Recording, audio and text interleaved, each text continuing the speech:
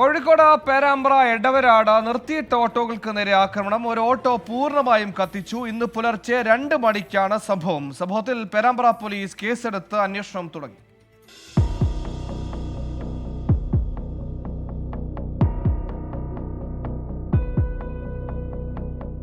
പേരാമ്പ്ര മഞ്ചേരിക്കുന്ന് മുക്കള്ളിൽ സക്കീറിന്റെ ഓട്ടോയാണ് അഗ്നിക്കിരയാക്കിയത്.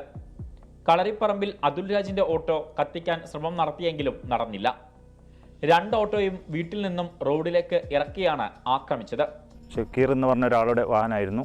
ആൾ രാത്രി വന്ന് ജോലി കഴിഞ്ഞിട്ട് വീട്ടിലിങ്ങനെ നിർത്തിയിട്ട വാഹനം പുലർച്ചെ ഏകദേശം ഒരു 2-2:30 അങ്ങനെ ആണ് ഈ വണ്ടി അവർ വീട്ടിൽ നിന്ന് ഇങ്ങോട്ട് കൊണ്ടുവന്ന് തീയിട്ടത്.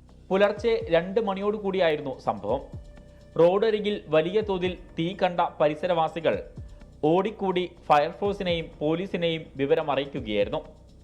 ആക്രമണ കാരണം വ്യക്തമല്ല. സംഭവത്തിൽ പോലീസ് അന്വേഷണം ആരംഭിച്ചു. 24 കോഴിക്കോട്.